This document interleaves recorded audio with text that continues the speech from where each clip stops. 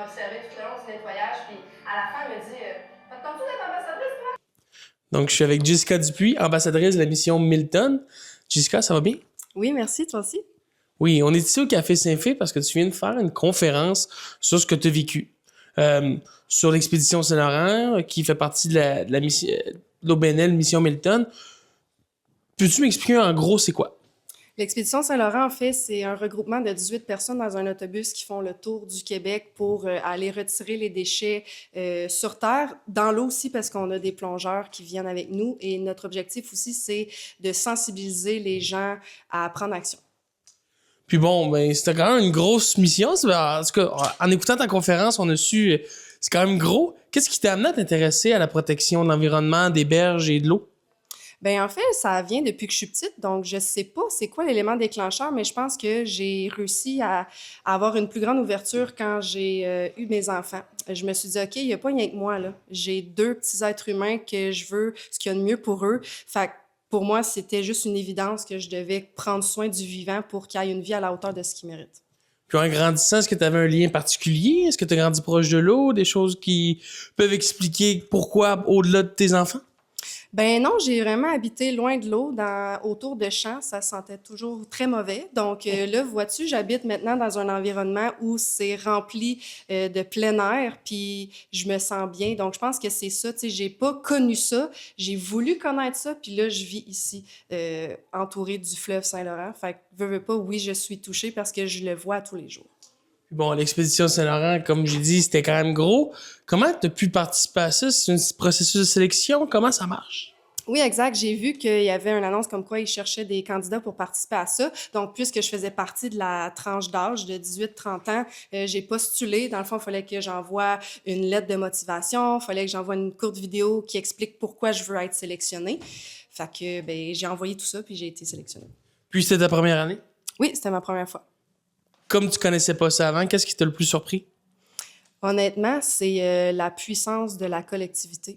Parce que ben, j'ai déjà fait beaucoup d'actions dans ma vie personnelle, mais de voir qu'il y avait autant de gens qui tripaient à prendre soin, j'avais comme un sentiment d'appartenance, je me sentais comme pas seule. Puis je pense que c'est ça qui m'a le plus surpris, de voir à quel point les gens étaient juste dans le positivisme, parce que dans la vie de tous les jours, on entend souvent les gens parler de l'environnement de façon négative, c'est déprimant, mais eux, jamais. C'était juste dans l'humour, dans le positivisme, comme j'ai dit, puis ça, c'était vraiment motivant.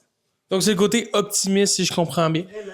Puis est-ce que t'as été quelque chose qui t'a surpris aussi dans l'état des berges, du fleuve, ou tous les résultats, un peu tout ce que vous avez trouvé était moins étonnant?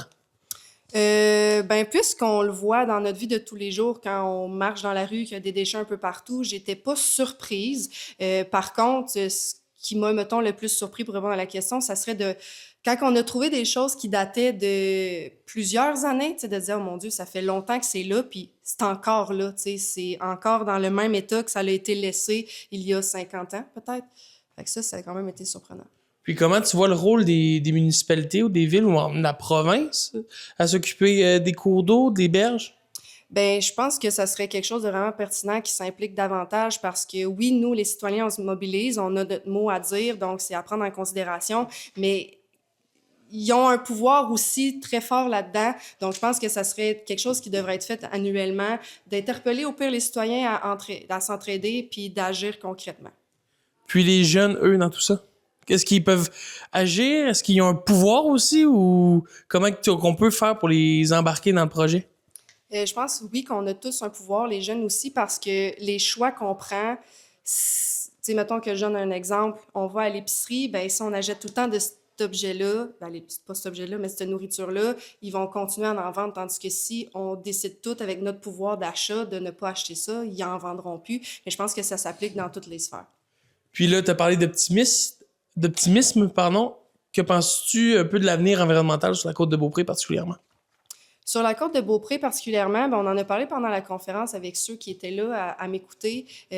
On a parlé qu'il y avait plein de petites collectivités qui agissaient à leur échelle. Fait que, tu sais, ça, je trouve ça motivant. J'ai appris aussi qu'il y avait un dossier en cours là, auprès de la ville. Fait que, ben, je suis optimiste encore une fois. C'est sûr que, tu sais, on voit encore des déchets un peu partout, mais ça, je pense que c'est un rôle citoyen aussi de n'en ramasser quand il en voit. Puis bon, ce soir, c'était une très belle conférence qui a un peu exploré toute l'expédition, puis un peu de ton parcours, mais est-ce que c'était la première fois que tu étais sur scène? Oui, c'était la première fois. J'ai appris qu'il fallait pas que j'extrapole trop. Ça allait été un peu long, ma conférence, mais au moins, je me dis que j'ai parlé de tous mes sujets. Fait que je suis bien contente d'avoir vécu cette expérience-là. Puis si tu as un souhait à faire, sur le souhait que c'est quoi que tu veux que les gens repartent avec comme idée avec la conférence de ce soir?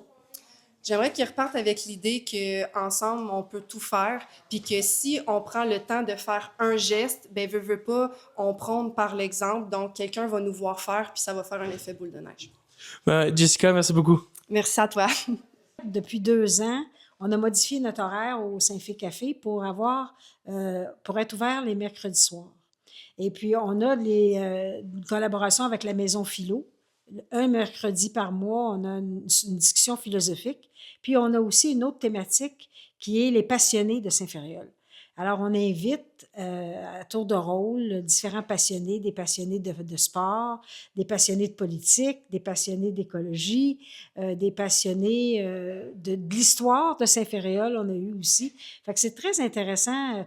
On rejoint d'autres clientèles quand le café est ouvert l'après-midi, mettons. Puis ça permet aussi de découvrir que dans notre petite municipalité, on a plein de passionnés, on a plein de gens qui ont des intérêts variés puis qui connaissent leur sujet. Mais c'est bien joué parce qu'au moment du tournage, on est le 22 avril, le jour de la Terre, donc l'écologie ici était à l'honneur. Comment vous faites pour trouver toutes les personnes qui souhaitent s'impliquer puis qui souhaitent participer ou donner une conférence? Je pense que je suis curieuse de nature. Puis Jessica, je la connais parce qu'on est sur le CA d'Entraide donc, qui est l'organisme d'entraide de Saint-Ferréol. Puis d'ailleurs, Jessica est la plus jeune, puis moi, je suis la plus vieille sur le CA. Fait que on travaille beaucoup au Saint-Fé Café avec l'intergénérationnel. On essaie de trouver des sujets, de trouver des activités qui vont rassembler les générations plutôt que de les éloigner. Là, si je me trompe pas, au Café Saint-Fé, ça fait 2 ans que vous m'avez dit que ça existe. On a modifié l'horaire. Mais ça va faire 4 ans. En fin de semaine, ça va faire 4 ans que le Café Saint-Fé existe, avec de plus en plus de périodes d'ouverture, de plus en plus de gens qui nous connaissent et qui viennent à nos activités. Donc, il y a de potentielles nouveautés, dis-je bien, pour le Café Saint-Fé, si je comprends bien. Ah, toujours.